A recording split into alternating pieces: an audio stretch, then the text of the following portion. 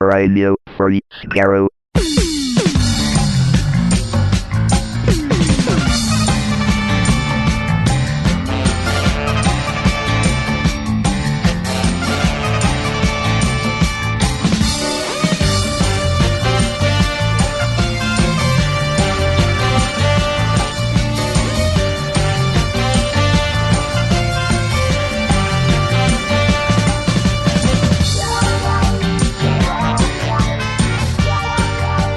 Hello, everyone. Welcome to Radio Free Skaro, episode number 768. I am Stephen in Edmonton. Warren in Vancouver. And Chris in Edmonton. Warren sounds slightly different because Warren's microphone finally gave up the ghost just before recording. 10 minutes ago. 10 minutes ago is gone. The Yeti era, perhaps, in Warren's life is over. But whatever, we're here. We're celebrating the end of eras here on this episode of Radio Free Skaro, perhaps, recording this on a Friday afternoon with one eye on the news, the actual world news and stuff, and the other eye on some comparatively minimal Doctor Who news to have to talk to you about this week. But the big thing, this is fun. The commentary today, Series 12 commentaries for Praxeus.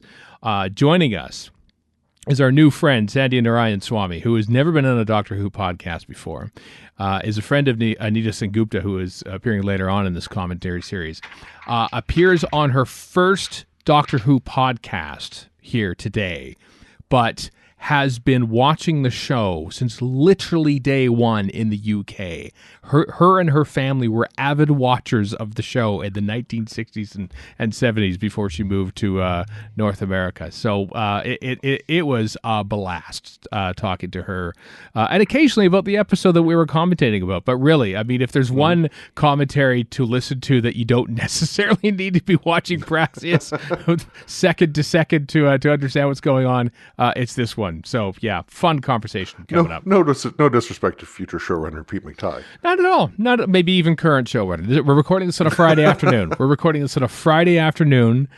Things could happen this Sunday. Eras might have changed. You know, there might be a change in showrunner. There might be finally a change in American president by the time this is actually finally finalized. It all depends on the mail-in showrunner ballots. That's how that showrunning works, after all. True. That is true.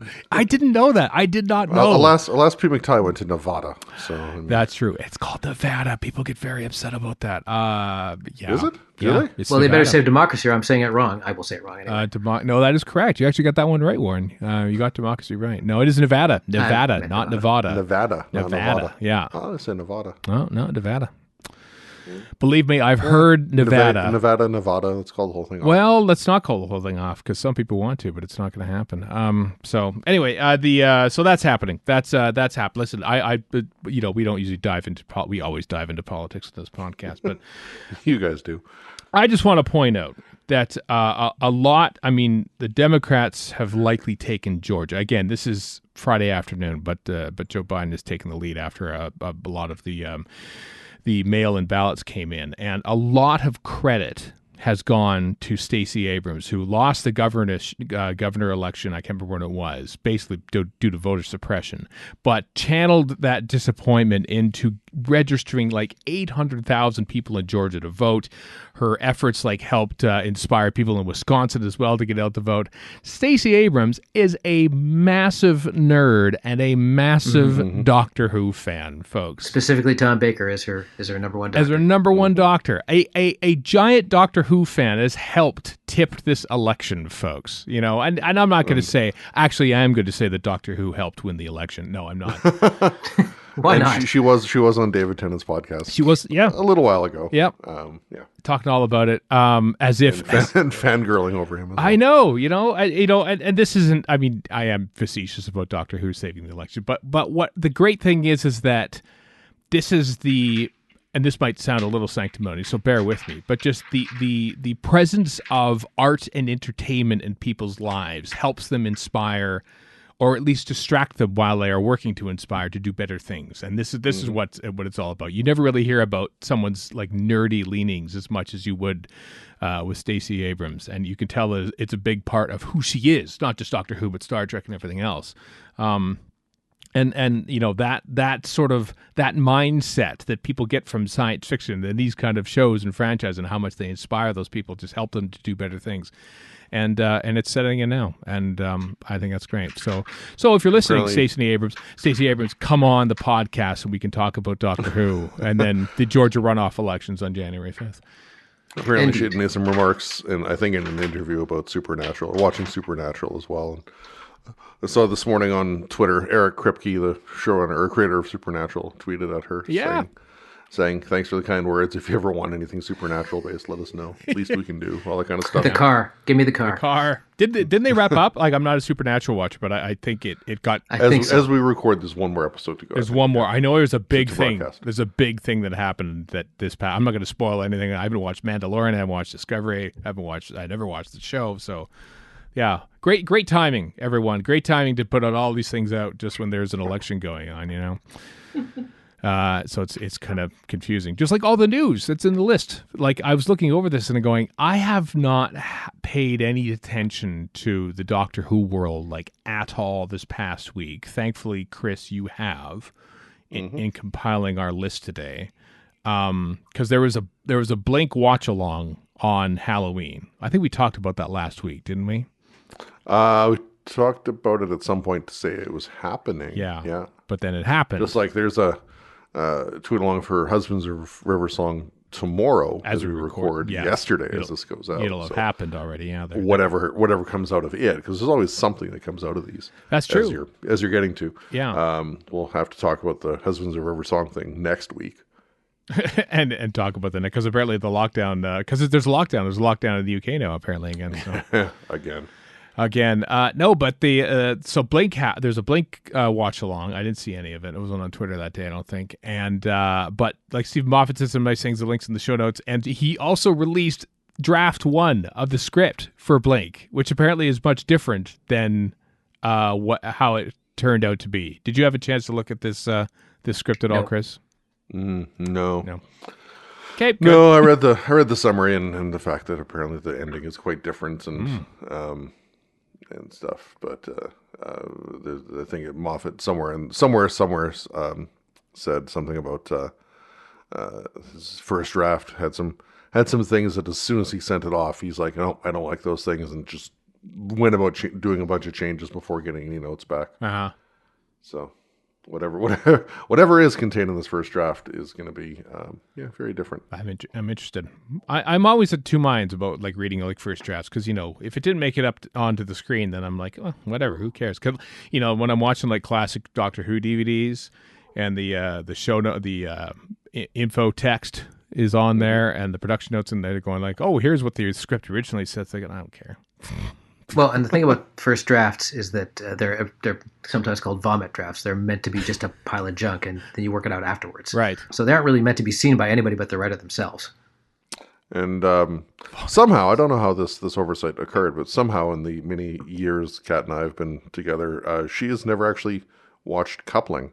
So this past week we started watching Coupling from the start, and I noticed that, and this is kind of, not really Doctor Who, but kind of, but even in the first episode, one of the actors is somebody who's in the season 2 finale for Doctor Who.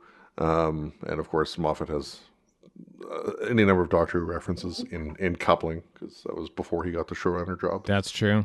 Yeah. Didn't quite connect with Coupling, I have to say. Saw the first few episodes. Never quite hit with me, I have to tell you. But I've never watched it. I have seen a clip where a guy sounds very much like Matt Smith while not being Matt Smith. I don't know if that's the show. I think I know the clip you mean. Maybe it is the same show. There's lots of stuff to like about Coupling, but I can see not connecting to it either. Yeah. Just don't try the US version. It's dreadful. Honestly, I think that's. I stick with that anyway. I'm much more into the thick of it rather than Veep. I'll watch the original UK Office instead of the American one. I disagree with you on that one. Well, that's fine. Well, yes, of course it is.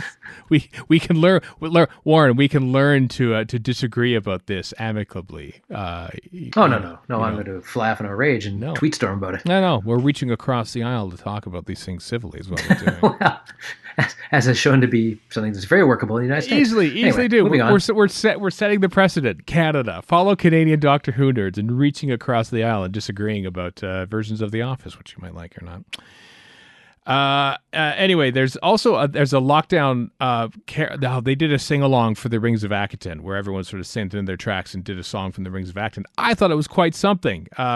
Hearing everyone sing and in sync to the song from the Rings of Akaton. Well, they're doing the same thing again with Abigail's song from A Christmas Carol. I have to say though, that is a song sung by not a choir but a classically trained opera singer. Yeah. It's going to be kind of difficult to duplicate, isn't it? It's the thought that counts, right? Well, I guess so, but that's keyword there is fan. Yeah, it's Well, anyway, links in the show notes if you want to figure it out. I can find out more about how to get involved. Yeah, if you want to do that, if that's your bag. Y'all just go for that. The cutoff for submissions is Doctor Who Day. Is it really? Oh, yes. How's that quaint? Which we're now 2.5 weeks away from. Yeah. Hey, at least we got something to look forward to, eh? In this, It's not still March. I'm a little confused here. No, I have a sneaking suspicion that it's veering very possibly into April very soon. Maybe. Which, unfortunately, as the calendar goes, it is inevitably followed again by March. So, yeah, that's how it works. Yeah, it's a chronic hysteresis. It is. We are in a bit of a chronic hysteresis, aren't we? Yeah. This was cool. So, some Big Finish stuff. We got a whole host of Big Finish stuff, but Eric Roberts is coming back to Big Finish to do the Master in Master ! May or may not be. Is it a musical? It better be a musical. I thought it might be a pantomime, like Oliver! That's coming out March 2021. The promo for it is Eric Roberts doing his first live action video performance since the TV movie. It's kind of creepy. He's kind of good at this Master thing. I watched Eric Roberts is kind of creepy. Eric Roberts is a professional actor? Yeah. Well, it's just, you forget because he kind of hams it up in the TV movie because it's 1996 and let's face it, everyone was kind of hamming it up back then. But there's a certain menace and you can tell he has recorded this in his room on his laptop mic, kind of like how Warren is today. But they've played around with it just to make it look like he's in sort of a void. Some sort of fantasy, a void or something in prison waiting to get out. It's a good performance. From Eric Roberts as the Master. So yeah, that was pretty neat. I hope they do more of that. I hope they do more of these sort of actual video promos for upcoming stuff like that because it was just kind of cool to see Eric Roberts in character again. I want to see Peter Davison in his makeshift bad roundel recording room dressed up as a Fifth Doctor. Oh my God, that would be perfect. That would be 100% perfect. I think they should totally do that because it's there. He's there. They built the sets, so it's all there. Also, Dame Sean Phillips, who's been in everything, including of course I Claudius. That's the one thing I know her from mainly. She is going to be featuring in a new run of Fourth Doctor adventures coming out in January of 2020. Well, that seems very right around the corner. Big Finish these days seems to be having their announcements a little closer to release than the because 3 or 4 years they have done sometimes in the past. That's true. In the next Olympiad, we'll be releasing this box set. No, it's coming on. The Fourth Doctor Adventures Series 10. There's been 10 series of Fourth Doctor audio adventures, everyone. That's madness. Yeah. It's coming out in January with Dame Sean Phillips. So, playing the evil alien Usurian. Or an evil Usurian. That's the from the Sunmakers, isn't it? Isn't that from the Sunmakers? Isn't that what the collector was? Wasn't he an Usurian? Oh, I would have to look it up. It is. I don't remember. But I would just like to call you out in a good way, for your election day tweet of showing the collector being tossed off the building in Pluto and saying, "You know what to do, America." That was beautiful. Oh, thank you. Yeah, I know. Like, because for those who haven't seen the Sunbakers, they dispense with the villain of the story by an angry mob throwing him off the top of a building. It's not dark at all. It's not dark at all. Comically so. He's like, "Whoa, I'm getting thrown over a building," he says, and as he falls. That was always kind of fun to him, even though he's a jerk. Yeah, I know. Well, because he pronounced mahogany very strange and everything, and he's quite clever that way. He did do that. Yeah. It is, by the way, the World Traders is the episode as the usurians. Yeah, and it is a prequel. As in usury, as in excessively interest loans. Mm-hmm. But yes, it is a prequel to the Sunmakers. So there you go, set in that universe. It's coming out January 2021. Also coming out from Big Finish, Derek Jacobi, that hack. He is coming back with why is he even bother? Killin' Time, featuring Katie Manning and Sarah Sutton. It's coming out in August of 2020. How do you wrap that? How do you wrap that little? That's a different kind of connection there. I'm wondering how. I'm trying to figure out how exactly that's a continuity mess. Right. That's what that is. The thing is, you look at the artwork, and it's Katie Manning as Joe and Sarah Sutton as Nissa, but they're in like how they look today, not how they looked back in like 1972 or 82 or something like that. So perhaps it's like present day. Joe. The blurb says that Joe and Nissa encounter the War Master after they've left. Traveling with the Doctor. I like that. I like that angle of things because, the actors have aged since, it's tough for them to play 19-year-old Nissa of Traken forever and ever. So to give them that sort of that separation of age and experience and set it in their present day, I think it's kind of cool. And they got Derek Jacobi, who is a good actor, according to some. And allegedly. Yeah. So that's pretty cool. August 2021, keeping with our Big Finish announcing things way off in the distance. That's back on course for them, and the early bits of 2021, the year of setting everything right. I don't know, is a whole bunch of monthly releases from Torchwood as well. So lots of Big Finish stuff coming down the old Big Finish pipe. Why does 2021 seem so far away? Oh, right, because of time. I know. We're less than 2 months away. Isn't that weird? It is very weird. It doesn't feel like it, Although, isn't that weird? It's kind of overused for 2020, so never mind. I suppose. It's the new normal, Warren. Of course. It's the new normal. I hate seeing advertisements that say the new normal. I'm like, oh, God. I know. Please don't adapt to this advertisement. They have adapted. They've latched on. I mean, I have rarely seen an advertisement now, because I've watched a lot of TV in the past few days, that hasn't been like recorded during COVID, and they'll actually say at the bottom, this is the, this has been filmed with COVID regulations and everything like that. And my favorite was right after COVID when all the networks had bought or had purchased advertising for cruises and resorts, and every single one of them had 70% off. Please, God, come. Well, you still can. Sorry. No, we're not going to. Very sorry. Sorry, industries that rely on people to come there. I'm not going to visit you right now. Just gonna have to take the bath on that one. I did notice that what's the hell? The series, the Gentleman something series. I can't think of the name of it now. Stars Saran Jones, Gentleman Jones, I think is the name of the show, isn't it? Anyway, I saw the. Oh right, yeah. Yeah, they have started production. I saw Annette Badland tweeting out that Midsummer Murders is back in production. So like TV is really kind of ramping back up again, even though it might not necessarily be safe to do so. So well, they're doing it up here, and it apparently is safe. They haven't had that many cases of it. They're pretty strong on how COVID conscious they are. Right. I can't remember which one it was, but I read about one production in Vancouver that shut down because one of the crew. Yeah, I think it's happened, but it's less than you'd think. Yeah, because we kind of know how to deal with it. I mean, it was, I was just thinking about that earlier today as the cases rise here in Alberta and how like, to record levels. But, it's mostly happening in like, in private gatherings and everything. And like, it isn't like the panic of grocery stores. Like, oh no, we have to limit like 12 people at the grocery store at one time, because now masks are pretty much a thing. And they've been proven to more or less work. And so like everyone is wearing a mask now in the store, even though we aren't really like worried about like capacity limits and stuff. People sort of like, I'm just going to keep my distance. I'm wearing a mask. Everything seems fine. So like, I feel like had everyone just sort of like tried to press on in March or something, making TV shows, it would have just been a nightmare. But I think it would have been a disaster. Yeah. Everyone's so used to this life now, the new normal.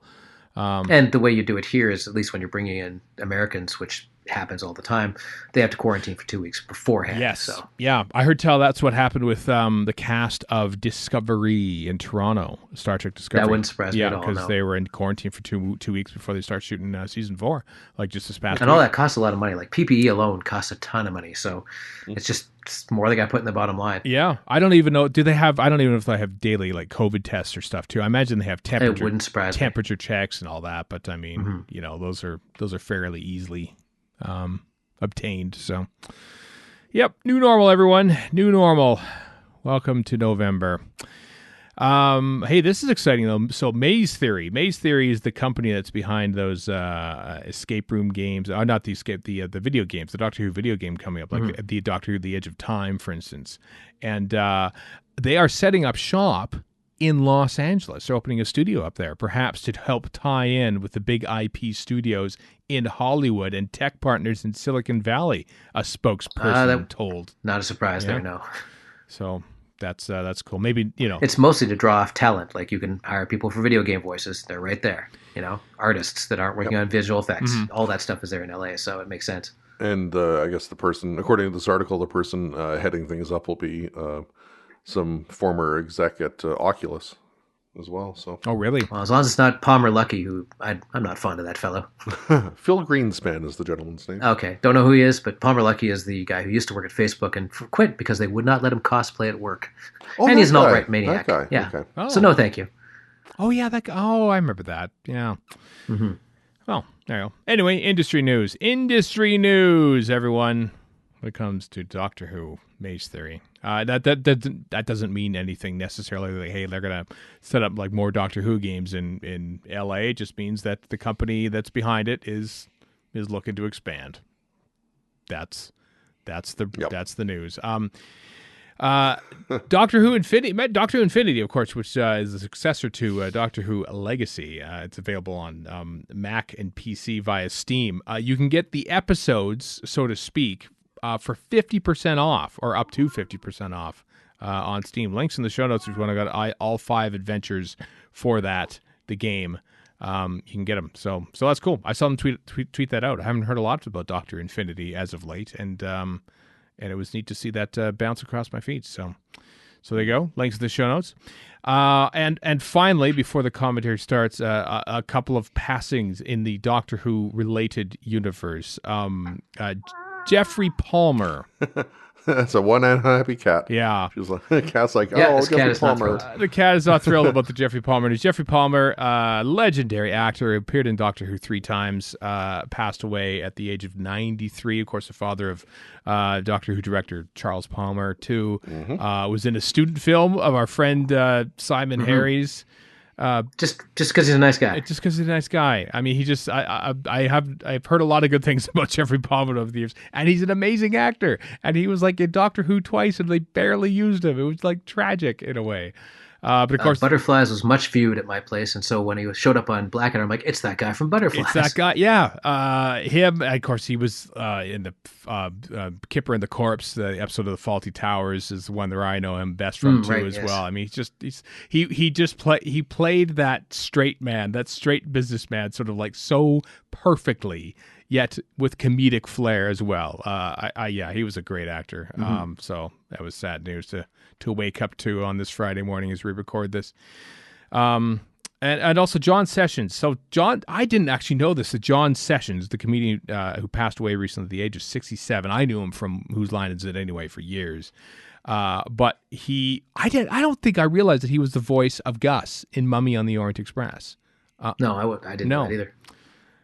So that was sad. And he also auditioned for the Doctor for the TV movie back in 1994. There are a lot of people who auditioned, and he was one of them.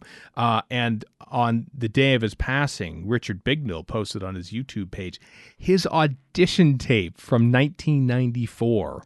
Yeah. which is quite something. So, according, obviously it can be edited by anybody, but according to Sessions' entry on the TARDIS Wikia, so the fandom.com thing, he was offered the role of the Doctor. Not just auditioned for it, but offered. That rings a bell. I didn't do any follow up research to find out if, why he, if that's the case, why he turned it down or whatever. But or if scheduling conflict or who knows what. But change in one of the many production wrangle holes between 1994 and 1996 when they finally made the thing. Possibly, yeah. Got to watch the Ed Stradling's 7-year Hitch documentary again. So good. Yeah. That's a good one. So anyway, Jeffrey Palmer, John Sessions, two grand talents in the British entertainment universe, lost to us this week. But after the break, though, just to bring you all back up, it's our commentary for Praxeus, the Doctor Who Series 12 commentary, with our friend Sandya Narayanswami.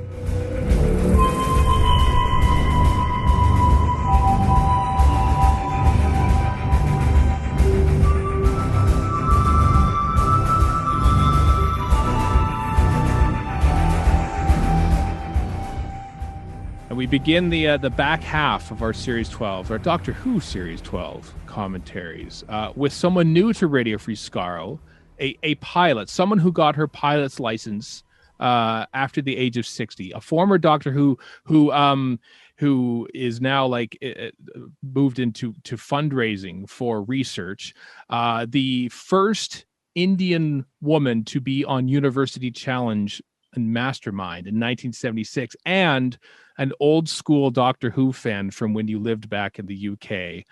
Sandya Narayanswami, welcome to Radio Free Skaro. Thank you for having me on the show. This is a great honor. Oh, it's an honor to have you here. But we have. I also forgot to mention that you also were a scientific advisor for Star Trek Voyager for a few episodes. And I don't know what season that was. Season 5 or 6? It was one of the later seasons. Yes, probably towards the end of the series. I was a script consultant with Andre Bormanis, one of his stable of script consultants. Right. Please tell me the words "ditch Neelix" across your lips at some point. I know. I never really could say that to him, but I had a lot of fun. I was his DNA person. Okay. DNA person. So I'm so curious. Like, what would a scientific advisor for a television show do? Like, would people come to you for input, and then you say, "Here's what it's supposed to be," and then they would throw out your ideas and make it wrong? Or no, he would send me usually a line of script and say, Janeway says this. What do you think about the science behind this? So I would then give him an opinion. And I was watching one of the episodes for the first time, and I thought, oh my God, this is familiar. And then I realized I had actually provided input. In one of the episodes, Janeway says something like, oh, this guy's an idiot. He's got a mutation on gene 3 on chromosome 5. And so my feedback is, well, nobody would actually say that because gene names are given on the basis of function. So you would really say he's got a mutation in the black hair gene on chromosome 5. This is where I realized that science is one thing and the needs of dialogue and drama are different. Because I gave Andre my opinion, but in fact he used the original dialogue because it just worked better as dialogue. So, but he knew, what the usages were. For example, all genes, except for, short SNPs and small, short, modern DNA sequences are given functional-based names. So we mostly work by email in that way. Mm-hmm. In the nascent days of email, too, back in those days. Yes. Well, it wasn't that long ago. Hey. So it's not 20 years ago. I didn't get into email until far too late. I'm a late bloomer. That's okay. When I it was comes to informed computers. today by somebody that they used Windows 10 in high school, and I had to think back to what I used, and then nothing. Windows didn't exist in high school for me. 3.1 was at the tail end of university. What is going on here? Time. That's what. Time, the passage of time. I know. The episode we have selected today is Praxeus from Series 6, co-written by Chris Chibnall. And Series 12, Episode 6. That's the one. I whatever I said, I'm sure I said the right numbers in the wrong Series 6.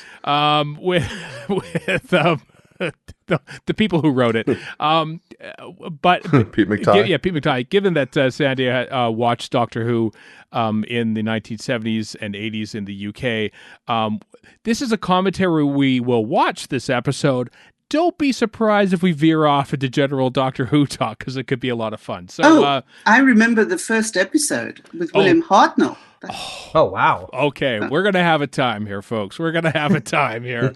And also chastise you, Sandya, for not recording all those episodes back in the 90s. We didn't have any technology. Super 8 camera. That's all you had to do. 28 minutes worth of film and shoot. Yeah, just keep loading and loading and loading. Keep loading and loading. All right. Everyone, gather your North American Blu-ray copies of Series 12, your North American Blu-ray copies, and load up episode 6, Praxeus, because here we go. We're going to press play. In 3, 2, 1, play. Okay, so Doctor Who title, it's going on. So the playing is playing. Wait a second, you saw the very first episode and you remember it? Yes. Gosh. Yes, I do. What'd you think? What were you like? Was this we loved it. We loved it. After a couple of episodes, we couldn't watch it for a while because my brother was younger than me and he was scared of it and he would go and hide. But then after a year or so, he'd grown up and then we watched it regularly as a family. Oh, wow. Oh, absolutely. Gosh. And it came on right after the Scottish 4th Division football results, which are seared into my brain forever. All the Scottish 4th Division teams. Queen of the South, Stenhousemuir, etc., etc. And you had to wait through them because Doctor Who came on right next. This is exactly like Rocket Robin Hood being before Battlestar Galactica in the 70s. Yes. Come on! Get on with it. Where are my robots? I know. Or Country File, or the end of like Saturday Night Cinema for me watching on PBS in the 1980s. Which sometimes is great. There'd be an amazing old movie or just a terrible one. And it was a total crapshoot. Mm-hmm. I do remember being very scared watching the one about the French Revolution, and it was just before we were going to go to India for our summer holiday, I believe it was shown. And it had gotten to the point where they are going to go to the guillotine. And I missed that episode because we went to India, and I was very glad I did because I wasn't sure I could deal with watching my beloved Doctor go to the guillotine. Well, spoiler alert, they did. They managed to survive that one. Yes. Yeah. But I don't think I've ever seen that episode. I'm not sure anyone has since 1964. But yeah, it's long since vanished. I think so. 4 and 5. In your head. Yeah. Anyway, here's Warren Brown playing a cop or a former cop who's beating up people in Sainsbury's or something. I saw Warren Brown as we touch on the episode for a brief moment. In Luther. He was in Luther. That's right. He was like Idris Elba's main lieutenant in Luther. That's where I recognize him from. But he's been in other stuff. He was in a Canadian show, Z Company, I think it was called, actually. Oh, yeah. That's shot in Bulgaria or something. Probably. Actually, a fan of this podcast worked on that show. Really? Yes. Well, I'm not going to give his name because he doesn't want it out, but yeah. He knows who he is. No one would admit to listening to this podcast. That's very true. Yeah. Sorry, Sandya. Oh, not at all. You've been named and shamed by being here. Yeah. You think it's a great honor. Oh, no. Oh. How far you've fallen. I know. It's COVID boredom. People just do crazy stuff. They do. Like these birds. Well, I know. There'll be sourdough food next. Yeah. Poor South Africa never gets to be South Africa. It plays Australia and San Francisco and Peru and Madagascar and maybe Hong Kong. But all the scenes are shot in South Africa. Oh, that's very interesting. I didn't realize. Yeah. Yeah, we're looking at the first production block here. This would be an unbearable place to camp. I just gotta say. Oh. I don't think especially with a trash fire happening literally right next to them. Yeah. I don't think it started out that way, but just the smell. Mm-hmm. Yeah, it really does convey yuckiness extremely effectively. Mm-hmm. Yeah. That's true. Yes, it does. Imagine, it's one thing to being one of the build... set hands having to fill all those bags and place them. Yeah. I was just going to say, like, it's one thing to like to build a set, but like, okay, now we have to turn this beach into a dump. And what do you fill those bags with? Other bags? Like, Guess I hope so. they're doing it to some. How do you environmentally, consciously build a dump for filming? I know, it's deeply immoral, isn't it? It is. Yeah, it's confusing, is what it is. Like On shooting top of anything it. in this day of COVID. I mean, you know, Well, but yeah, that's true, too. by the time this goes out, it might be confirmed. We're recording this in the first week of October, dear listener in the future. So hope everything's going okay. I have every reason to believe it won't be, but you know, they might be shooting Doctor Who at this point, and like with many different things to have to take into account, more so than just garbage bags. Many a split screen, I'm guessing. Yeah. Oh, I bet you. That's going to be quite fascinating, actually. You know, when I watched this with the volume up high, I was very entertained by the announcer's Scottish accent. It took me back to when I was in grad school at St Andrews. Was it a proper Scots accent? Oh, very. It was a Okay. very proper Scots accent. Because, you know, here in this country, whenever someone speaks Scottish on TV, it's obviously like Scotty from Star Trek or some other Who's Canadian? put That's upon, right. you know, yeah. No, this was a very proper Scottish accent. Yeah, like we don't hear posh Scot accents in this part of the world very often. We don't hear posh any accents. There isn't such a thing as a There's no Canadian posh, accent. no. No. Trudeau there is isn't. about as close as you're going to get. Yeah. And that's a real put on anyway, so. Oh, here are the dead birds. Yeah. I do like this story and how it begins, how, you know, the Doctor and the fam are split up all across the world, and we see like that's the first time we see anyone who's on the show, and we're like 6 minutes in. And we don't really know where we are because it does move around through different places, which I thought was interesting.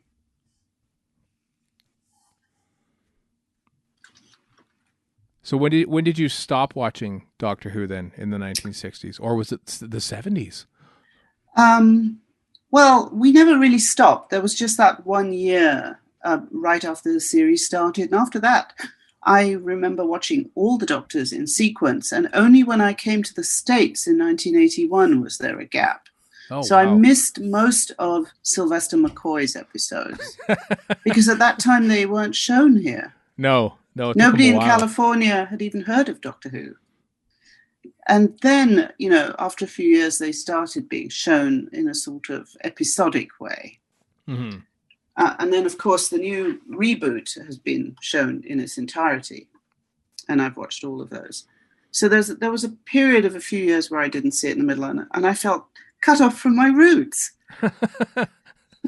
I know, because we picked it up off the PBS station from Spokane, Washington. It got aired up in Canada, and they always aired Doctor Who. They aired like, you know, episodic during the week, and then they had like a compilation omnibus version on the weekends, and like that is how we grew up watching the show. And whenever I hear people from England think, oh, I remember that 1 year they repeated an episode, and I think, yeah, we had like 6 days a week over here. Like, you know, we were never at a loss for Doctor Who. Mm-hmm. I remember I had several Doctor Who annuals. Oh, wow. And, you know, at the time it was very interesting. One of the reasons I became very fond of it is the British intelligentsia at that time didn't even consider science fiction as literature. You know, their idea of literature was the Bloomsbury Group. Yeah, but my generation, we all enjoyed science fiction. And as a scientist, most of the scientists I know enjoy sci-fi because it's the only genre that really attempts to deal with what we do. Mm-hmm. And yet it was not even considered literature. So as a young person, I thought, well, that means I'm going to, you know, I love science fiction. For me, it was very exciting. Mm-hmm. It's almost kind of like a rebellion in a way. Like, you're not going to treat this seriously. Well, I'm going to treat it even more seriously. That's right. That's right. We were also total Trekkies, you know, because that came on in Britain in 1969. Mm-hmm. And we were just swept away. We'd have endless discussions as to which we thought was best. And in the end, I could never decide. I love them both. Thankfully, that conversation just stopped right then and there. It's never Right. continued. Nobody's ever argued about that since. Yeah. That's right.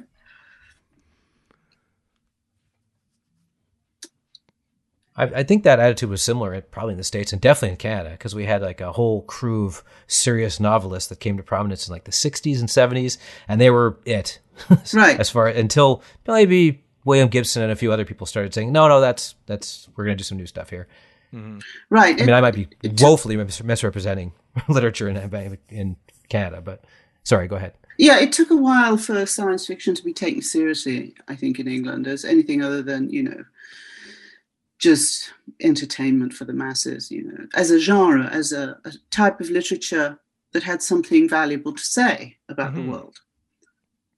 Was it guys like J.G. Ballard and what's his name? Is it Ian Banks that wrote the culture stuff? Well, yes, and then there's one serious novelist who wrote a series of novels about science. By that, life in laboratories and science as it is done. C.P. Snow. Oh, okay. I think really first took it seriously as a writer. The whole culture of science. But on television, it was sort of relegated to the 5 o'clock Saturday slot. Well, which is where Doctor Who was, Exactly. right? So. Oh, we loved it. To show my limited knowledge, I don't know who C.P. Snow is, but he is mentioned in Time and the Ronning. There you go. There you go. See? Yep. If it's not Science referenced in Doctor Who, that I don't know what it is. I remember reading one review where, they were going on about Doctor Who and it's synthetic violence and that it's just not literature. Gosh. And now look, it's the BBC flagship show. Yep. I know, and they're infinitely regretting that they wiped all the early episodes. Oh, we are too, let me tell you. I know. Animate them all. That's my battle cry. I know. I still have very vivid visual memories of a lot of the early episodes. Oh. I find them fascinating. Also, that was a really impressive special effect and pretty gross at the same time. Mm-hmm. Yes, it was. I agree. Yeah, it was really rather scary. Yeah. And as we're in the middle of a COVID pandemic, the pandemic kept running through my mind watching this. Oh, as if like that is a symptom of COVID right there. Getting these sliced almonds on your skin. Getting these plastic things all over you. Yeah. We're about 2 steps away from that. Very, very topical, I thought. It's interesting how Doctor Who does. I mean, it's not for the first time. Talking Cat in Ontario. That's a Canadian reference. Those are few and far between in Doctor Who. We grab at those. We really tiny morsels. Yeah. I had no idea. I'm trying to think. The Zygon 2-parter, which was shot several months in advance of when it aired, obviously, and then when it aired, it sort of happened when there was a Syrian refugee crisis in the UK, and it dovetailed. It almost was like it was written the week before, and of course it wasn't. But just the fact that a Doctor Who episode that was shot and written well before an actual crisis that very much reflected it. Yes. Yeah, it happens. I know for this, when I first watched it, I couldn't believe the references to COVID that were implicit. It's ostensibly about pollution, but it also has. It relates to what we're going through right now. Mm-hmm. I have to keep reminding everyone who comes on to do these commentaries that this series of Doctor Who aired this year that we are in. It does not feel like it. Doctor Who aired. It just managed to wrap up at the before times. Unless you're in China or Italy, then in which case it was a bit of a bad year. You got to panic and watch the finale. Yeah, exactly.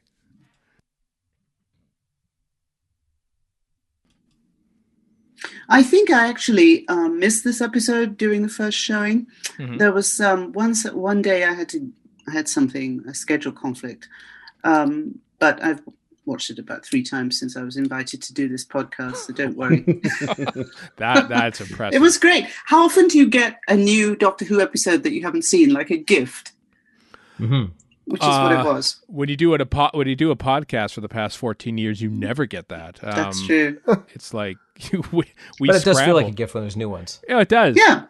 it feels weird, to be honest. Like, because like the fact we have something coming at Christmas time, I'm like, oh wow, like I'm actually looking forward to it more than I ever have, because in this time of terribleness, like at least I got that to look forward to. Yeah. I love their Christmas specials. Do they have one scheduled for this year? They have one. Maybe not It's done. necessarily at Christmas, but they thankfully shot it like a year ago. That was good planning. Yeah. Excellent. So I have something to live for. Exactly. Yeah. Hang on till Christmas As do we all. if you can. Yeah. Me, I just want a vaccine on November 4th. That's all I'm asking.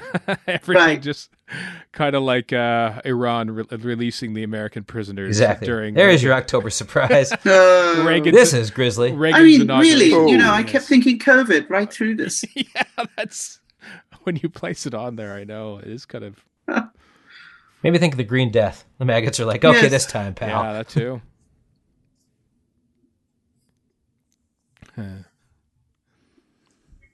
So what do you think of Jodie Whittaker as a doctor? I think she's great. Like I said, she inspired the first piece of fiction I ever wrote since high school. That's true. I was very, very impressed, and I think she's really, really good. I do too. I had no period of adjustment to accepting her as the Doctor. It's fascinating, isn't it? Yeah, like Yeah, I me didn't. neither. I Same. didn't feel like I was a huge Peter Capaldi fan, but before that, I was a huge I am too. Matt He's Smith, wonderful. and I was a huge everyone Yes, who they're came. all wonderful. They are, and so there's that slight regret that you're not watching the Doctor Who you had before, because it's, you don't know who this new one is, Right. and then you grow to like, oh right, I like this new person too. Right. She's very, very good. And as I said, the possibilities of a female doctor suggested the story that I wrote, and I had a great deal of fun doing it. It was a way of dealing with our current political situation, but completely differently, and using some of the historical material that I'm interested in. I had a lot of fun with it, but it really worked well because the Doctor is a woman in this scenario. Mm-hmm. And I would have been perfectly happy if the new Doctor had been a guy. It was a nice surprise, but I didn't have an adjustment period at all. I just accepted No, I find sometimes it takes a couple episodes, and this was like the first 5 minutes. Yeah. Done. Just right there. Yeah. She's got a very strong persona, and it's a very strong performance. She really fills those shoes. 7 League Boots, even. Yeah. It's like, Doctor Who is such a, it's that rare show that regularly replaces its lead actor. And it's not like they do it like by surprise. Like they build up to it, Right. Jodie Whittaker was announced in July of 2018. Didn't premiere until the fall of next year, I think it was. Or 2017, 20, over a year, basically. And so like she's the public face of Doctor Who for long before you actually see her as the Doctor, so that it helps like, okay, you're learning to like a new lead character basically in the show that you've watched for decades. Mm-hmm. It's such a unique situation. I think it was a very clever thing for the designers of Doctor Who to do. But what they've always had to do, and they've done very well, is pick a very, very strong figure to play the Doctor. I mean, it's a role that carries a huge burden. How do you live up to that? It's like replacing Mr. Spock. Which they keep trying to do. You can't do that. So they've succeeded amazingly, really. Mm-hmm. That's me throwing shade on every Trek actor. Much as I'm not a fan of the J.J. Abrams verse, Quinto's pretty good as Spock. Oh, he's brilliant. He's brilliant. But even Peck isn't bad. He's also is Gregory Peck's grandson, which always throws me for a loop. I didn't know that. Yeah. I didn't either until I read it somewhere. But he's not Leonard Nimoy. Like I just watched Star Trek. Who could be? I watched the motion picture last night just on a whim because I like it so much, and it's like this guy's. How would you replace? Why? Just write a different Vulcan. Come on. Yes. So they become part of our psychic landscape. Mm-hmm. Mm-hmm. These figures, they're really part of the culture. It's very interesting. Well, that's the thing about Doctor Who. They just do that. Here's the Doctor, and it's something completely different. Yeah. Yep. I've liked them all. Me too. Me too. But one. But one for me. Yeah.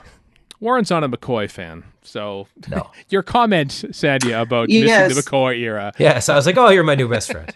Because, yeah, I'm not a fan of the era. Although I've recanted on a couple of episodes. You know, Age and Silver maturity. Nemesis, I thought was a beautiful story. Partly because I loved Lady Painfort.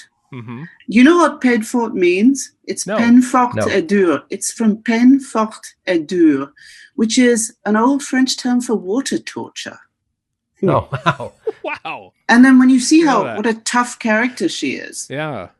it's Lady Penforte, Lady Water Torture, and that particular story I thought was very, very interesting. I loved it. Interesting. I've never seen anyone note that before, Lady Painfort. Oh, Yeah. No, I didn't No. know that at all. That is as deep as we've gotten about Silver Nemesis on this podcast. I can guarantee It really that. is. And we've done commentaries on it. We have. so, I find these obscure bits of fact because I spend a lot of time reading very obscure memoirs from the 17th century. Oh, that's the stuff. That's the stuff. Well, you're one up on us, Dunderpates. I'll Yeah. tell you that right now.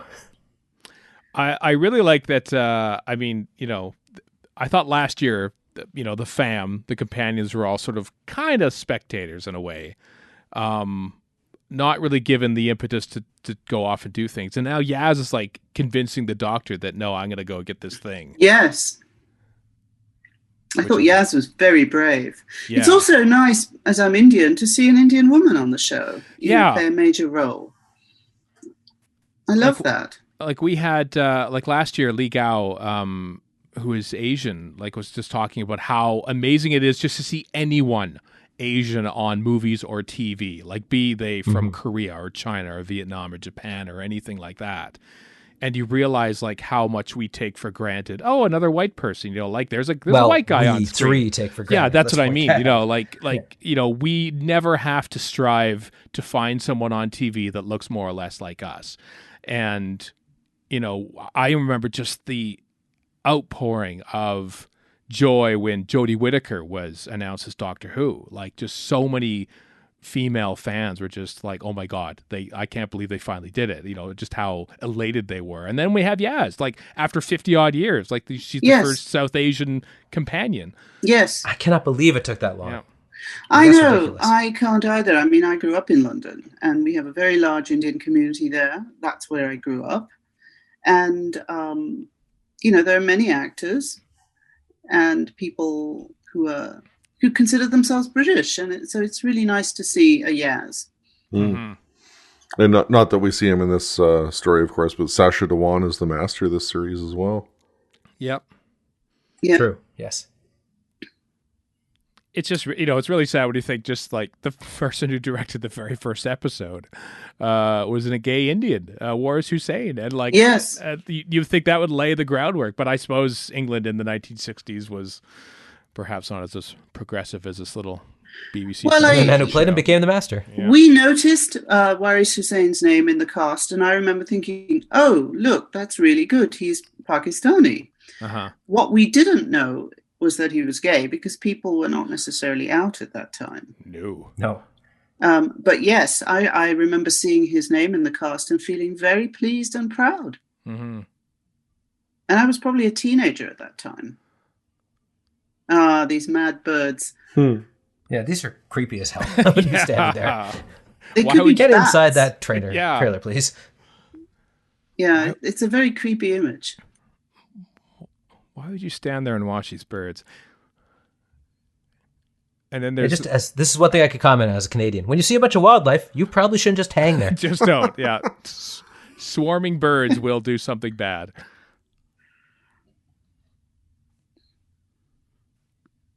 I've never actually seen birds do that, but I have seen footage of large flocks. They fly in a very coordinated manner, Uh-huh. something that no aircraft can do. No, whenever we see birds fly south, you probably don't see that in Los Angeles as often as we do. No. It's the sign of the ice time whenever we see the geese start to fly south and these massive They haven't yet. formations. They're still running around our parks pooping everywhere as of right now. No, so you're just praying for them to get up and go.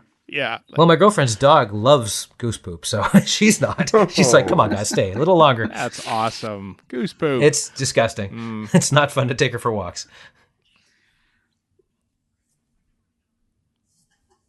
And we have not talked at all, other than these birds, about this episode. Oh, yeah. It's happening. It's a good episode. I liked it. I mean, there's an ecological message to it, which I think is important, as we'll get to in the course of the story. I do like the globe-trotting aspect of it. I like that it ties in directly to the end of the previous episode. Mm-hmm.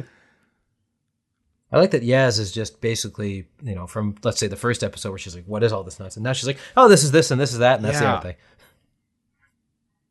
The evolution of a companion is so, you go from sort of starry-eyed and looking at everything in wonder to being entrusted to carrying plot elements and knowing things. And at that point, well, there's nothing left for the companion to do because they know everything. And so they get written out usually.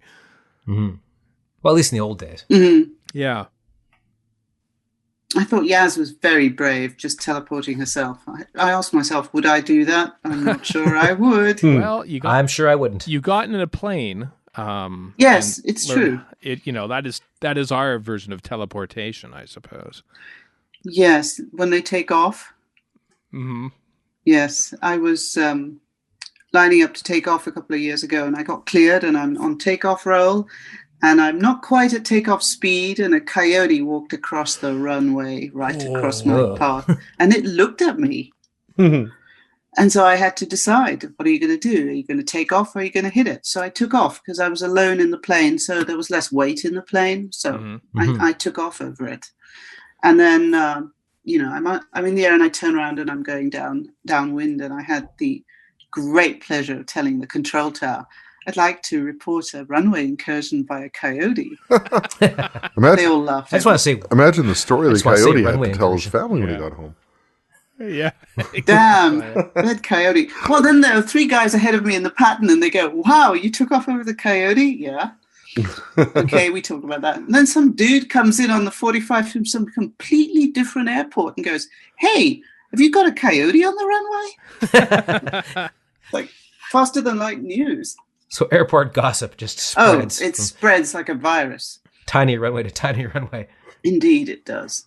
I think commercial passengers miss a lot not hearing the conversation in the cockpit. I think that's probably I'm totally cool with not hearing Totally the conversations good. up on an airline. I got to tell you. I'm happy to also, that's my main source of entertainment now is emails from our Canadian Airlines begging me to come fly again. Yeah. Oh, yes. No. delete. Oh, I know. Sorry, guys. Oh, God, he doesn't know what a pathogen is. But then the viewer might not either. So that's a very... I have a hard time believing that. Oh, well. Surely you know what a pathogen is. Then again, this is my field of training. Yeah, exactly. Here's something I wouldn't notice before. There's plexiglass separators. I'm like, okay, good. Everything. Safety protocols are being observed. Yes. Several months before we needed them. Is there any dodgy science that you would point out in this particular episode? Well, not really. And in fact, when we get ahead and we do see a lab a little bit further forward in the episode, I felt very comfortable and at home because it reminded me very much of the labs that I spent most of my youth in. Oh, good. I'm not qualified to critique the physics. But that won't stop you. But I think not like us. With science fiction, you do have to suspend some level of disbelief, even with the best extrapolation, the best scientific background, and Hollywood is more and more hiring scientists as consultants. This is one thing I noticed when I went to American Association for the Advancement of Science meetings for the last 5 or 10 years. We now have Hollywood types coming to those meetings and discussing how do we make science a part of a film in a convincing way. So there's much more dialogue now. I would bet that's all due to people being able to correct them much more quickly. Yeah. Well, with stuff like Interstellar and what's his name? Interstellar in particular. Kip something? Can't remember his name. Kip Thorne. Yeah, like Kip Thorne. all the science was based on his theoretical work. So when I was at Caltech, that's when Interstellar was made. And I'm going to name drop here, but he came to my pilot party. So, Oh, nice. his wife flies planes too. This Kip Thorne we're talking about. Yes. Not Matthew McConaughey or something. No, we're talking about Kip Thorne. He was the science consultant for Interstellar. So he provided all the explanation, whatever science consultant does on a movie. That was, in fact, Kip Thorne. I think he's credited as executive producer. He is, yeah. So we're seeing much more. Sorry, go ahead. No. Oh, my main thing with the show is I remember watching it going, Doctor Who would have solved this in the first 10 minutes and then gone on to do something else. This whole paradox thing wouldn't be a big reveal. It would be the opening act of Doctor Who. Mm-hmm. This is Graham doing the bartender bit again, where he just sits down and talks to the guest actors, talks through his troubles. This is his strength. So when they reopen the Doctor Who experience, which they have to do, I've decreed it, he should be there as a bartender. I agree. So he just go have a drink and talk to Graham. I agree. I think Bradley Walsh will finish hosting his game show and will just want to be talking to Doctor Who fans and serving them drinks. I'm sure that's the first thing he'll want to do. Yeah.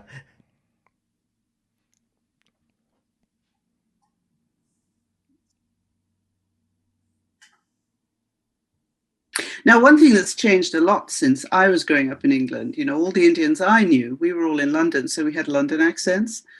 We didn't know so many people who were Indian but had grown up in the north of England. So she's got a north of England accent. Yes. Mm-hmm. Yeah. And it always seems, oh, all right. Okay, so there are Indians in the north of England, because the community was largely in London when I was growing up. Or if there were, we just didn't really go anywhere. We just stayed in London. We never went to the north of England. Who would go to the north? Listen, there you go. It was like, terra incognita. Yeah, I visited London in 2015, and we took a train ride up to Derby, and like people were thinking, "Oh, going up to Derby, that's a ways." They could come on. We come from Western Canada, where everything is like a 90-minute drive, and you're afraid of a train ride that goes north for an hour. One of my very favorite lines in the Christopher Eccleston series is when he goes, "A lot of planets have an up north." Yes. Oh, brilliant. Yes. We Canadians have latched onto that, let me tell you. It's so true. Mm-hmm.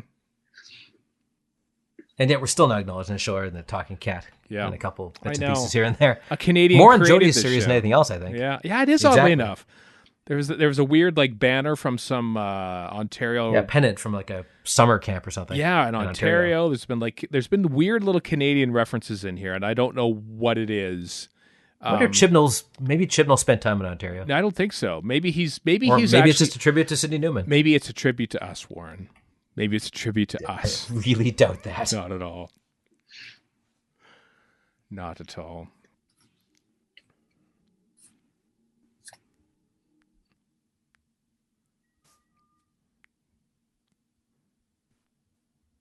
That's gross. I don't want to see that poor bird anymore. I know. No. I'm a bleeding heart vegetarian, so whenever I see dead animals, it's like, I'm sure it's not real. Not like me as a carnivore. I love seeing dead animals. I know. Can't get enough of it. Mm-hmm. Well, I guess technically that's true if they're on my plate, but other than that. I hadn't really thought about microplastics until this story, and now I don't want to think about them because, like... It's very disturbing. Yeah. Is this the price of evolution and progress that we have injected ourselves with? They have a lovely display on microplastics at the Vancouver Aquarium. Or at least they did. I don't know if that aquarium is going to survive. Yeah, it's news to me, and I live here. Yeah. So. Maybe it was attacked by birds, like this poor guy here. This actor is from South Africa, and obviously never made the trip to back to the UK for the studio scenes. And so some people were saying, like, what? They've sort of forgot about this poor guy because he wasn't there. He's only there. I think this is his only credit too. Like I looked at his IMDb page and I only saw this and I think a short film in South Africa like a year before that. And that's it. We've just seen his last scene. So this is it. This is where I was thinking, oh, yes, this is comfortable. This is a lab. Proper microscopes and so we haven't seen a microscope. Yeah. This is like John Pertwee era, like looking at Silurian viruses kind of thing here. I know. Actually, microscope technology has really moved a lot since I was going to ask if what they showed there is accurate or not. Well, that's a perfectly fine standard microscope, but the big fluorescence and electron microscopes, fluorescence microscopes are now all computer controlled, which they certainly weren't when I was doing research. So they have joysticks. It's like, this is so weird. Oh, this sounds like fun. Now you tell me. I would have paid more attention in biology class in high school if I knew that microscopes are going to be run by joysticks later on. Oh, yeah. Oh, they're very high tech now. The ones I learned on didn't even have illumination. You had to put them on a windowsill in order to get enough light to see a specimen. The real thing going back to the late 17th century. Mm-hmm.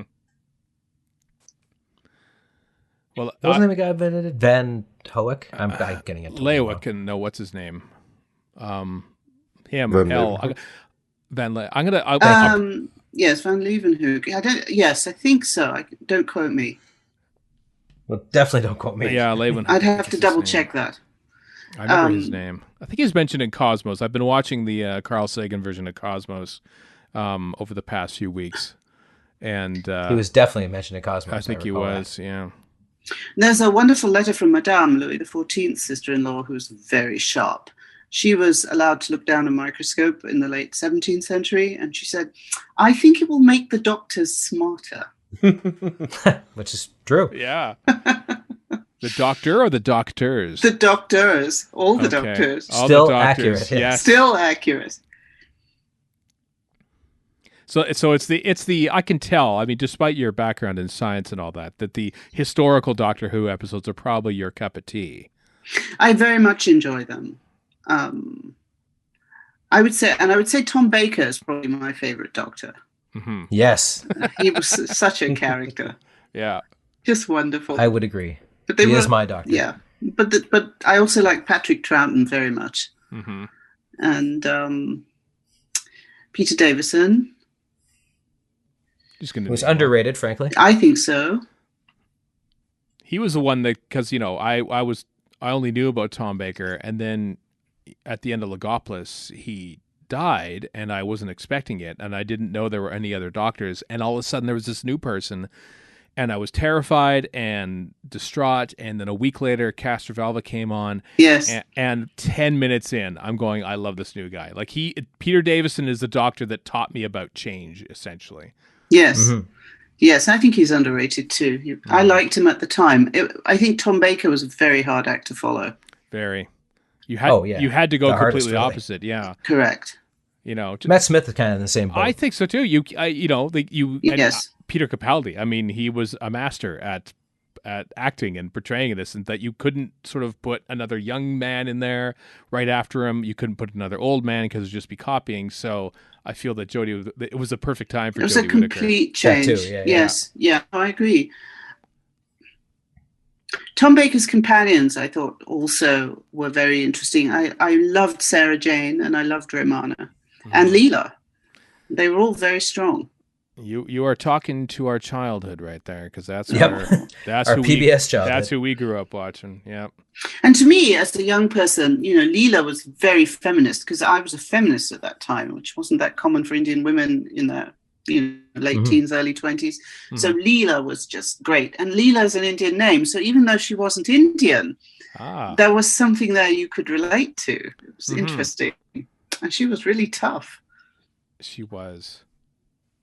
Yet very I like sweet. how you take this horrible gas mask off to reveal something even worse.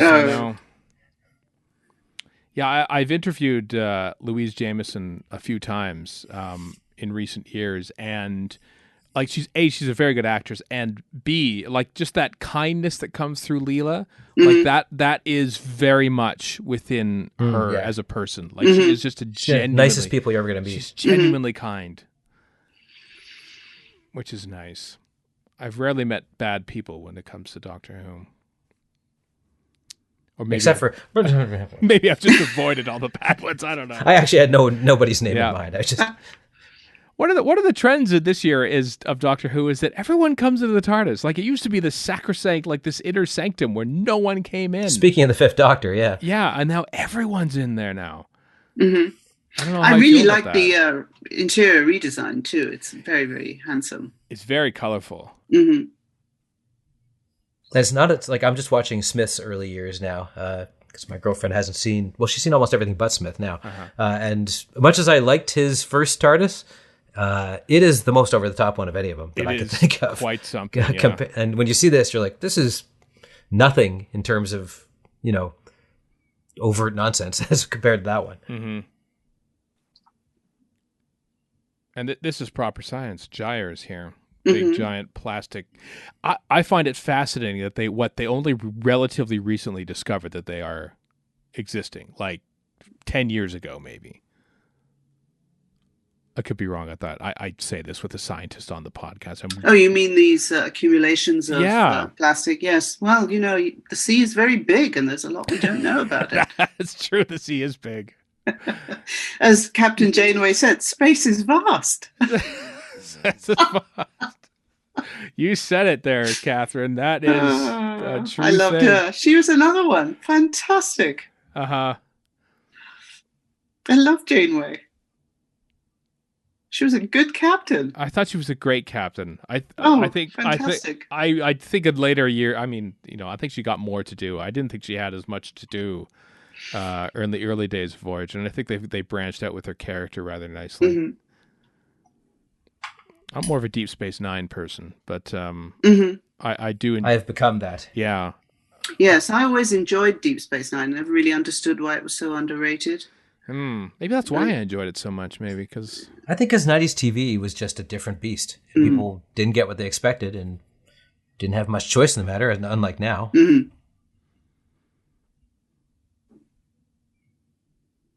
And here's just a troubled gay marriage on Doctor Who. I know.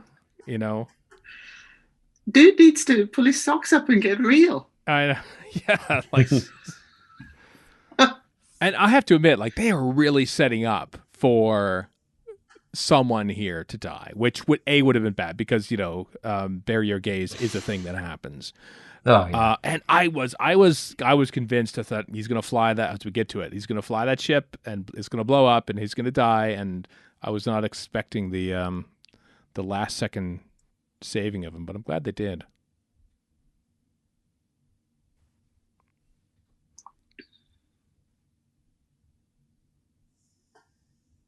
The companions always there to say I don't get it, just in case the viewers like me might say it too.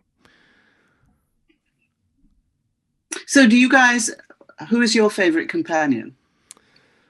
Oh, probably Sarah. Yes. It's tough, isn't it? Because old series Sarah and the new series Donna. I always, it's tough to look past because the Doctor's always sort of been weird and kind of aloof and standoffish when you're a kid watching it. So you're there to sort of connect with the companions because they're the buffer. And so we often look back at the companion as being the big one. Like I remember the first Romana is probably mine. Mm-hmm. Mary Tam from Mary Tam was wonderful. Yeah. I really like Clara. I loved I love Clara. Everyone sort of criticizes Clara, but I really liked her. Yeah, me too. I thought they were just a very mature way of portraying a doctor-companion relationship because they had real proper breakdown there in the middle of their first season and so when they had when they sort of made up, it felt earned. It didn't feel like a sort of a throwaway scripted spat that would sort of be forgotten the next week. That when they were all happy at the end of the Christmas special that year, it just felt euphoric. They've been through the ringer here together, and now they're just happy to be traveling together.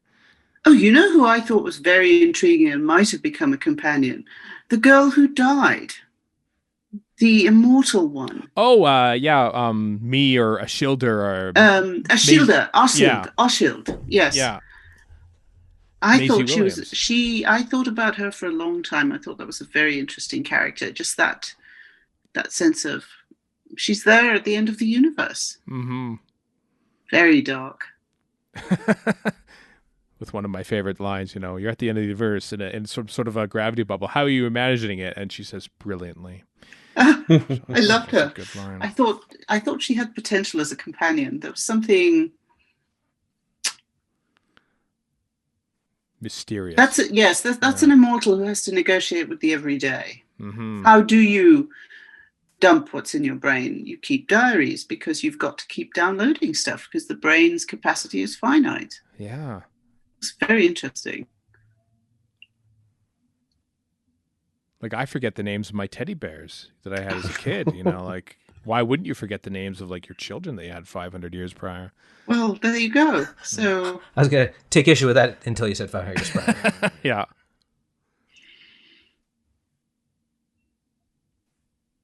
So she's an alien, as we touch back in on this episode. That's a fine looking ray gun too. It is a cool looking ray gun.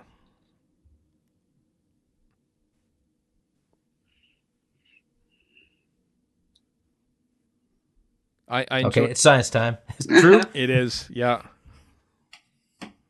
But Doctor Who has always had this placement in science. That's why I've always enjoyed it. I think I agree. That's why I've always liked it. It forced you to, be open to the amazing. I think maybe when I was young. Mm-hmm. I've always been interested in time. I went through all my children's books a little while ago and sort of thought to myself, well, what would you say about this person from these books? And all my children's books had something to do with time. Mm-hmm. And I've always been interested in it. The idea of time travel, even if it is causally impossible, it's still a very fascinating idea. It is. Being a Doctor Who fan, I sometimes think about it, and even the smallest little thing, like sometimes I hypothetically think, what if I went back and sort of don't tell this person this one secret, but then by not telling them that, that might also change where the conversation would have gone. Like every little thing would upset the causal nexus. Mm-hmm. Here's the thing. I play stuff over in my head that I've done in the past over and over and over again, no matter how trivial. Can you imagine throwing time travel? Oh, boy. As I've always said, though, really, the only thing I would do is just go back with a VCR and just tape record all the Doctor Who episodes so they aren't missing. I love how the finest triumph of human ingenuity, you would just tape old Doctor Who episodes. It's the safest thing. It's the safest thing to do. I mean, that's fair. So a few animators are out of a job in the 21st century recreating these episodes. I mean, the next Walt Disney will be out of a job. Thanks. Find something else. Find something else to animate. We'd have no missing Doctor Who episodes. It's tragic how much good television I grew up with now is lost forever because they did not tape it. Yeah. Oh. Why couldn't you have done this to American TV? I know. Come on. So much of it. Actually, a lot of Johnny Carson from the 70s and 60s is gone, but that is too bad. Yeah.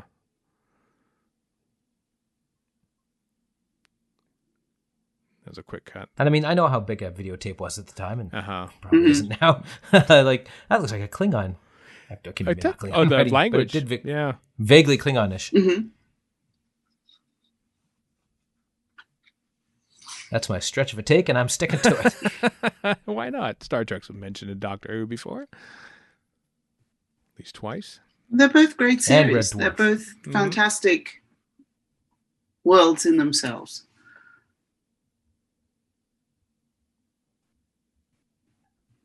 Well, there are very few shows that can endlessly spin off. Like Star Trek's one of them. This is, evidence to the contrary, another one. And I'd say Star Wars is the other one. And there's not a whole lot of other ones you can just kind of spin off of those stuff. No, I'm always impressed by the creativity of Doctor Who. I mean, a story like Blink, the Angels. Mm-hmm. Oh, yes. Oh, and the several stories that derive for that, they were creepy beyond measure. Very, very well done and clever. Time of the Angels is fantastic. Oh, yeah. That one is brilliant. And just visually very memorable. You don't need a spin-off from Doctor Who because Doctor Who can tell the story of that spin-off within its own It's its own spin-off, yes. Yeah. Mm-hmm. It's very creative. It really is an anthology, Sarah. That's not my phrase. I know someone else, I think Chip has, our friend Chip has said it on occasion. Maybe he's quoted it, but Doctor Who is very much an anthology series, Yeah, basically. Yeah.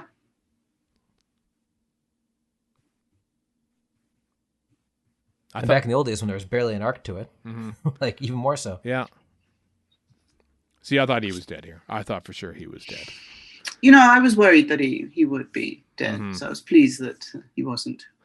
And then, and then you get the fans going, oh, well, if she did this, and how come the Doctor couldn't go back and save Adric? Well, there's different circumstances, different circumstances. One, she liked Jake. 2, the dinosaurs needed to die. That's true. Thank you for your service, Adric. Yeah. Actually, it's fascinating, because speaking of Cosmos, I watched just last night as we record this, I watched episode 2. And they were talking, Carl Sagan was talking about the dinosaurs. And this is, and then they just mysteriously disappeared. No one knows why yet. And I think this was shot in 1980. And I remember reading the info text on Earthshock and like how the meteor killing the dinosaurs was a very recent discovery or theory. That even in 1980, it was just it wasn't a thing. Like no one had posited that before. And don't forget, in the Doctor Who episode, The Haunting of the Villa Deodati, which I would have loved to have commented on because I know a lot about the period and Lord Byron. All that took place in the year without a summer.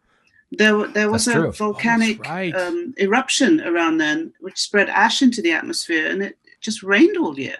It did not. There was no sun. It was like nuclear winter light, essentially. Right? Well, like the wildfires we're having here in California, Right. Yeah, and here too. We got smoke from those up here. Oh, okay. Don't blame me. I did not. I'm not blaming you. You didn't attend a gender reveal party or anything like that. But, it was a devastating year for Europe. There was a lot of hunger and very poor harvests and just a terrible year. And they all were sitting in the Villa Deodati with nothing to do and decided to write horror stories. Things aren't bad enough. Let's write horror stories. What's our excuse in the pandemic age? This is what we should have been doing. It produced, Lord Ruthven the Vampire, Frankenstein, and classics of this sort. Yeah. We've got Zoom series. Great. Yeah, more or less. So in a way, it's, a lot of these weather events, really, people have only just become conscious of, maybe. Yeah. But 1815, 1820 wasn't that long ago. No. I mean, my grandfather on my dad's side was born in the 1880s, late 1880s, which is crazy, but it's true. Yeah. My grandfather was born before 1885. Goodness me. I mean, it's just not that far off. No. Like World War II seems ancient, but my dad was born while it was happening. So, yeah. He doesn't remember any of it, obviously. No, but,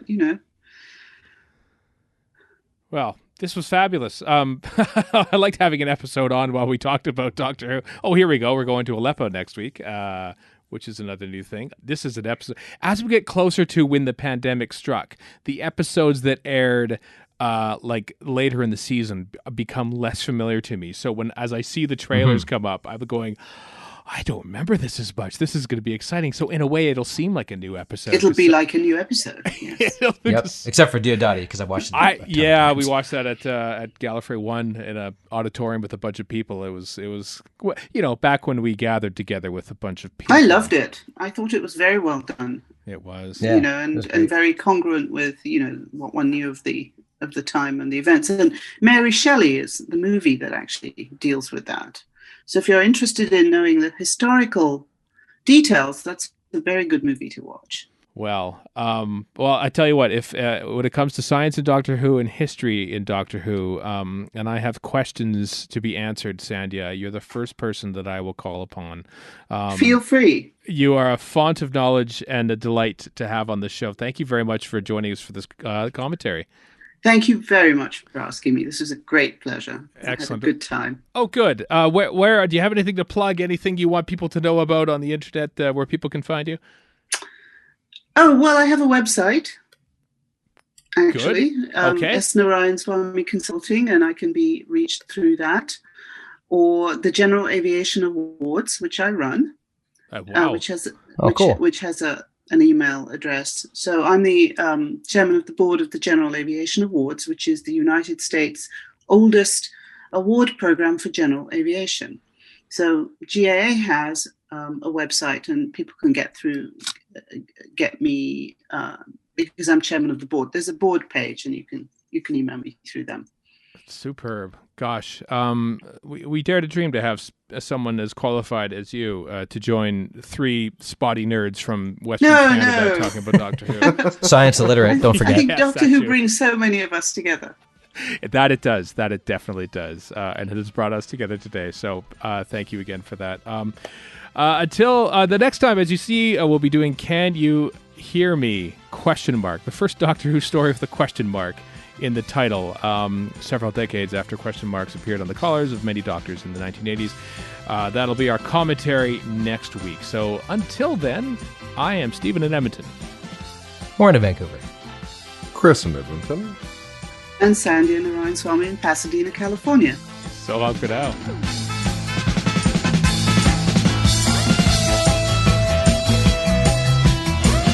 You've been listening to Radio Free Skaro.